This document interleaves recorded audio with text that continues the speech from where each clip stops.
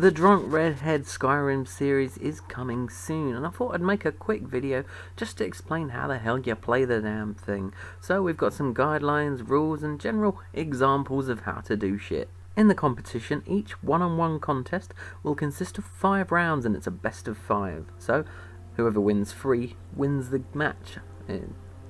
Pretty simple, really. But what are the rounds? Well, round 1 is archery, and for this you need a bow and arrow. That's definitely for sure. Once you've got your bow and arrow, head over to Solitude, to their guard training bit, which is the best place for this type of shit. Get your back to the fireplace, pull out your bow and arrow and start firing at the center target. Or the other two. Probably the center's best though, because it's like at the center. Once you've had 3 arrows shot, head over to the target and check it out.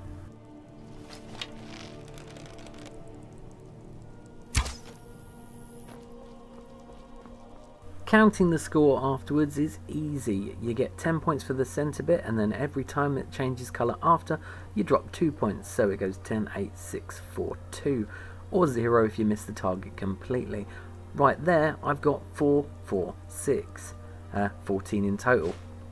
So, a bit shit. I can probably do better, and I'll try in a moment, because you've got to repeat this 3 more times.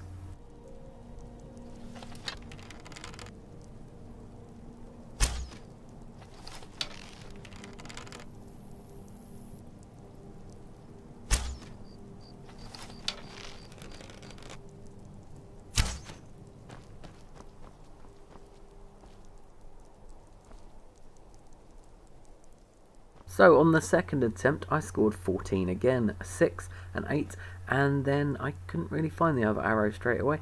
Turns out it went right over it. So just to be helpful, probably best that you do this during daytime so you can see where the arrows went.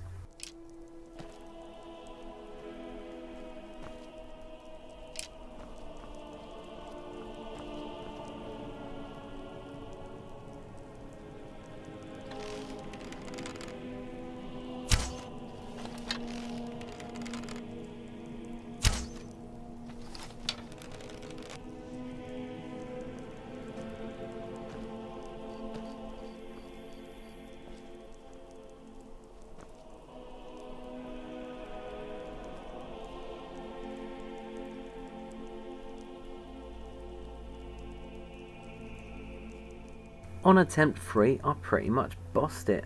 2 points away from a maximum score, 2 in the centre spot, 1 just outside, 28.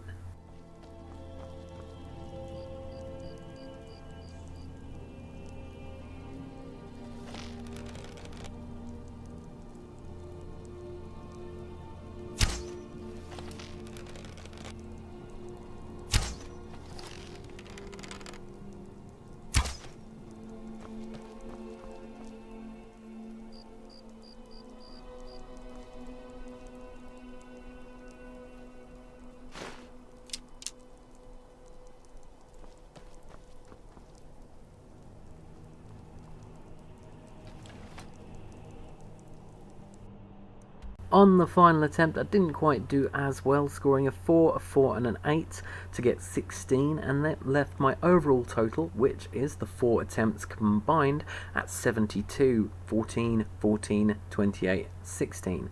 And after those 4 attempts, whoever has the highest score wins the round.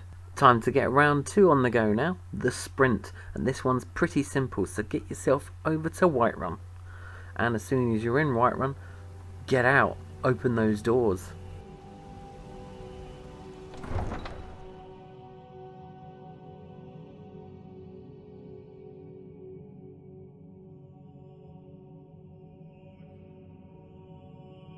Now while you're on the loading screen, be prepared, because as soon as it fades into the actual game, you need to start running to Riverwood. The timer starts now. To get to Riverwood, take whichever route you fancy. If you know a shortcut, take it. If you fancy cutting across a field, why not?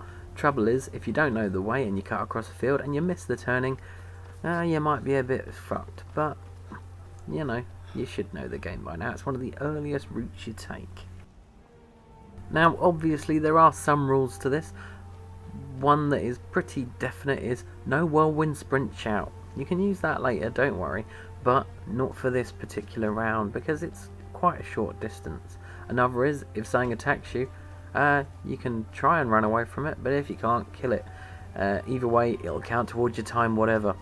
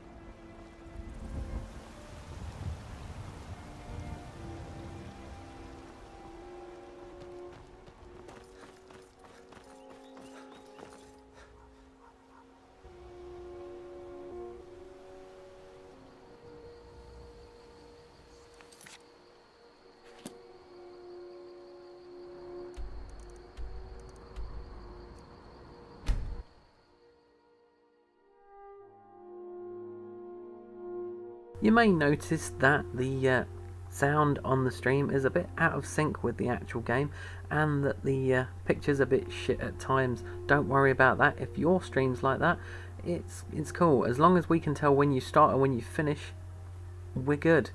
And when you do finish is when you cross the entrance into Riverwood. There, I did it in 2 minutes 33.7 seconds. You'll probably beat that, but you know, if you do, you win the round. Now for something a bit fun, round 3, Fuss Rodar. And for this one, the aim of the game is to Fuss Rodar something as far as you can.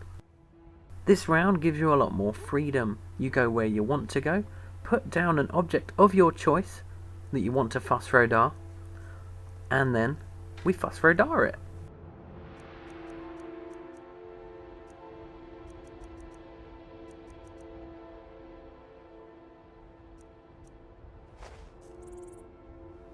So for this example round, I chose to Fuss Rodar some sliced goat cheese.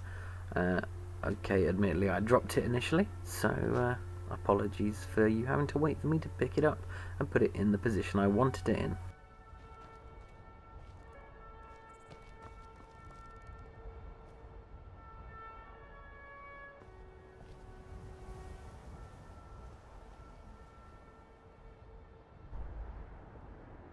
For scoring purposes, we will require you on your stream to go to the map just before you do your Fuss Rodar, just to show where you are. Then, once you're out of there, Fuss Rodar to your heart's content. Obviously, as you can tell, that didn't go well for me. Once the item that you've Fuss Rodar'd has stopped moving, which shouldn't take long for normal people, although for me, who's done a bit shit, it rolled down a hill backwards. You then go back to your map, so whoever's marking your stream can measure how far you've done it. I didn't do it very far, as you can tell. Bugger. We'll continue with the fun theme now for round 4. Buckethead, where you head over to a shopkeeper and put a bucket on his head in the fastest time. For this one, head over to Riverwood. Once you're there, go to the Riverwood Trader, which is the second building to your right when you enter Riverwood, the same way you enter it when you do the sprint. Go in there and go up to the shopkeeper. Now you'll notice there is a bucket to the left side of the fireplace. That's the one you want to use. As soon as you pick it up, that's when the timer starts. You may find it easier when doing this to switch to first person mode. It doesn't matter, you can do any of these challenges in first person mode or third person, doesn't really matter. Now, what you need to do here is just plop it on top of their head. And as soon as it lands, that's when the timer stops. And as you can see, I did it in 20.1 seconds, which isn't bad for the first ever attempt I've done at it. Obviously, whoever scores the fastest time in that one, in your little one-on-one contest, wins the round. Which leads us to our final round. Round 5 is the 7,000 steps, so get your fast travel over to Iverstead.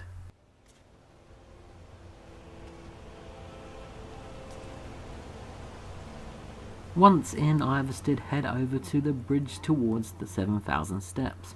As soon as you step foot on that bridge though, that's when the timer starts. I personally wait until daytime to do it, but you don't have to. The aim of the game with this one is similar to the sprint. You have to get up the 7,000 steps as fast as possible. The differences between this and the sprint is that I'll let you actually use the whirlwind sprint shout, because, you know, it's miles, those 7,000 steps. And if you do come across any beasties that get in your way, you might as well kill them. If you die, it does affect your time. Basically, the timer don't stop if you get attacked. Alternatively, you can just run away from whoever's attacking you. It'll probably help your time.